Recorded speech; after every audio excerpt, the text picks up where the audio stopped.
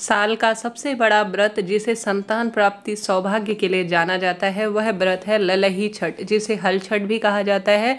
यह दिन भगवान श्री कृष्ण के बड़े भाई बलदाऊ के जन्म के उत्सव के रूप में भी मनाया जाता है। आइए जानते हैं कब आपको व्रत करना है। पूजा, उपाय, नियम, राहु काल का अशुभ समय, पूजा शुभ मुहूर्त, व्रत कैसे करें और एक उपाय आपके बच्चे, आपके पति के नौकरी, विवाह, रोग, कर्ज, संतान की कोई दिक्कत है, कोई कर्ज की परेशानी चल रही है, कोई अन्य तरह की कोई पीड़ा शंका है, तो उन सभी की समस्याओं का निदान करने के लिए सहायक होगा। तो अंत तक वीडियो के बने रहिएगा, श्रेष्ठ अति उत्तम जानकारी आपको मिलने वाली है। जैसा कि आप सभी भक्तजन जानते होंगे, पंचांग के अनुसार हल छठ व्रत भादो महीने की षष्ठी तिथि जो कि कृष्ण पक्ष की होती है उसमें किया जाता है। इस बार पंचांग में लिखा गया है कि उदया तिथि और व्रत करने के नियम के हिसाब से यह 14 अगस्त दिन गुरुवार के दिन मनाया जाएगा। आप सभी भक्तजन इसी दिन व्रत उपवास करें, बिल्कुल शंका की स्थिति नहीं है। 14 तारीख को ही आप सभी भक्तजनों को व्रत करना है। यह तिथि शुरू होगी 14 अगस्त की सुबह 4:23 और 15 अगस्त की सुबह 2:07 पर यह समाप्त होने वाली है। तो बृहस्पतिवार का दिन रहेगा, तो एक दिन पहले ही नहाए खाए के नियमों का पालन करें। बाल इत्यादि एक दिन पहले ही साबुन शैम्पू लगाकर धो लीजिएगा। और नहाए खाए अर्थात पहली रात्रि प्याज, लहसुन, तामसिक चीज़ें जैसे उड़द की दाल, बैगन इत्यादि का सेवन नहीं करना है। इस चीज़ का ध्यान रखिएगा। इस दिन आप सभी विशेष पूजा अर्चना जो है, जैसे कि इस पूजा में तालाब के किनारे पूजन किया जाता है, परंतु ऐसी स्थिति सबके नहीं है। अभी तालाब इत्यादि के आसपास जाना भी ठीक नहीं है, तो थोड़ा सा अपने ही घर पर किसी भी पात्र में, किसी भी उसमें जो है कुशा जो है छठी मैया का ध्यान कर कर कुशा को आप स्थापित कर कर इस दिन महुआ का प्रसाद विशेष रूप से बनाया जाता है। एक तालाब के स्वरूप में कुशा को छठी मैया का स्वरूप मानकर उसमें छोटा सा लाल वस्त्र उड़ाकर उसी का पूजन करने का विधान है। इस दिन आप व्रत उपवास के रूप में इस चीज़ का जरूर ध्यान रखें कि आपको हल से जुती हुई वस्तु का प्रयोग नहीं करना है प्रसाद के रूप में। अर्थात जो हल द्वारा जमीन के नीचे कोई भी वस्तु हुई है, न तो नहाए खाए के समय आपको प्रयोग में लेना है और न ही आपको व्रत के दिन जब आप व्रत खोलेंगे तब आपको प्रयोग में लेना है। इस बात का ध्यान रखें। और भैंस के दूध का ही इस दिन प्रयोग किया जाएगा। गौ माता के दूध का इस दिन पूजा में भी प्रयोग नहीं होगा। और आप चाय पीने में और साथ ही किसी भी स्वरूप में कोई फलाहार करते हैं तो उसमें भी आप सभी गौ माता के दूध का प्रयोग नहीं करेंगे। इस बात का आप ध्यान रखें। सिर्फ भैंस के दूध का ही आपको प्रयोग करना है। और साथ ही जो ऊपर जैसे बेल पर हुई जो वस्तु होती है, जो फल होते हैं पेड़ पर, उन्हीं का प्रयोग करना है पूजा प्रसाद में। इस दिन महुआ का प्रसाद विशेष तौर पर ठेकुआ के रूप में या प्रसाद के रूप में, हलवा रूप में बनाकर आप जो है छठी माता का जहाँ पर पूजन करते हैं वहाँ पर आप पूजन करें।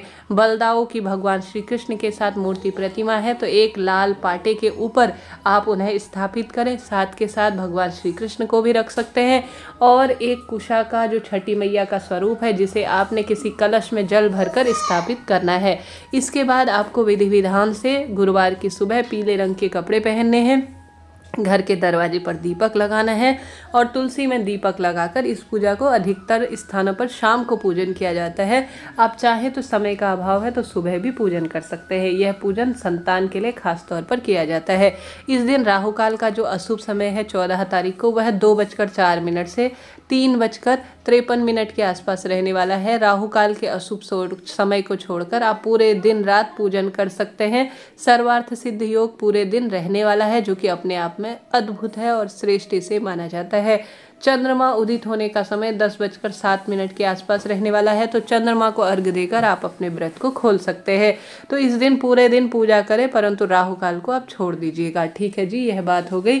शाम की पूजा अगर करते हैं तो यह शाम की पूजा का समय करीब करीब 5:10 से शुरू होता हुआ 8:10 के आसपास हो रहा है। तो इस प्रदोष काल की बेला में आप अपनी पूजा आराधना को संपन्न कर सकते हैं। लाभ तो आपको मिलना ही है। अब इस व्रत में जो है आप सभी ने जितने भी आपके घर पर अनाज हुए हैं, अभी मौसमी अनाज, छठी मैया का ध्यान करते हुए आप सभी को भगवान के समक्ष इन्हें प्रस्तुत करना है। जो आपने कुशा की छठी मैया बनाई है उन पर रोली, चंदन, कुमकुम, अक्षत, पुष्प सभी चीज़ें समर्पित करें और छठी मैया की 5 कहानियों का आप श्रवण करें। संकल्प जरूर लीजिएगा। अपने दाहिने हाथ में थोड़ा पुष्प रखकर, 1 रुपये का सिक्का रखकर, दूर्वा घास रखकर और साथ ही आप सभी जो छठी मैया हैं उनसे प्रार्थना करें कि हे छठी मैया, हे बलदाऊ, आज मैं हल छठ व्रत का, ललही छठ का व्रत करने जा रही हूँ, इस व्रत को संपूर्ण करें। ऐसी प्रार्थना करते हुए संकल्प ली हुई वस्तु को आप भगवान जी के श्री चरणों में छोड़ दीजिए और बलदाऊ का विधि विधान से पूजन करें। कई कई क्षेत्रों में हल का भी इस दिन जो है पूजन किया जाता है और जो कुशा की छठी मैया बनाई है उनका भी विधि विधान से पूजन करें। मौसमी फलों का भोग लगाएं। भूल चूक के लिए क्षमा प्रार्थी हूँ। सूर्य भगवान की भी आराधना जरूर करें, क्योंकि छठी मैया जो सूर्य भगवान है उनकी बहन मानी जाती है। तो आप सभी इन चीज़ों का जरूर ध्यान रखें। इस व्रत में आप चाय, पानी, दूध, फलाहार ले सकते हैं। कई भक्तजन निर्जल व्रत करते हैं, उनकी अपनी इच्छा है, परंतु आप अगर सक्षम नहीं है निर्जल व्रत करने में तो आप फलाहार ले सकते हैं। फलाहार में इस बात का ध्यान रखें, जैसा मैंने बताया, जो गौ माता का दूध है उसे प्रयोग में नहीं लेना है और धरती पर जो हल से उत्पन्न, हल की जुताई से उत्पन्न जो सामग्री है उसको भी खाना नहीं है। सिर्फ आपको बेल इत्यादि में या फल इत्यादि जो पेड़ पर लगे रहते हैं उनका आप प्रयोग कर सकते हैं दिन में भोजन के रूप में, अर्थात फलाहार के रूप में। कहने का अर्थ है शाम को जब चंद्र देवता उदित हो जाए या आपके यहाँ तारों को देखकर जो है जल चढ़ाकर आप मीठा भोजन कर कर, या कई कई भक्तजन तो दूसरे दिन व्रत को खोलते हैं तो आप उस अनुसार व्रत खोल सकते हैं, नहीं तो आप उसी रात्रि को कुछ मीठा खाकर या फलाहार कर कर अपने व्रत को खोल सकते हैं। इस तरह से यह छठी मैया का अर्थात हल छठ व्रत का पूजन आराधना की जाती है, जो कि सबसे सुंदर और श्रेष्ठ व्रत माना जाता है।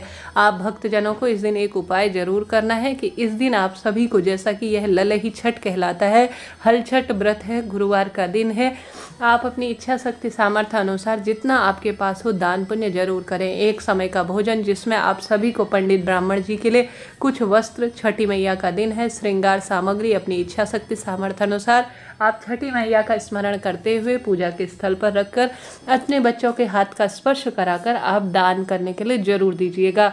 खास तौर पर इस दिन छह जो है प्लेट रखी जाती है या कटोरी रखी जाती है या पलास का या महुआ का जो पत्ता होता है उस पर छठी मैया का ध्यान करते हुए 6 जगह प्रसाद रखा जाता है, जो कि बहुत शुभ और श्रेष्ठ माना जाता है। उसी स्थान पर 6 स्थानों पर भोग लगाया जाता है।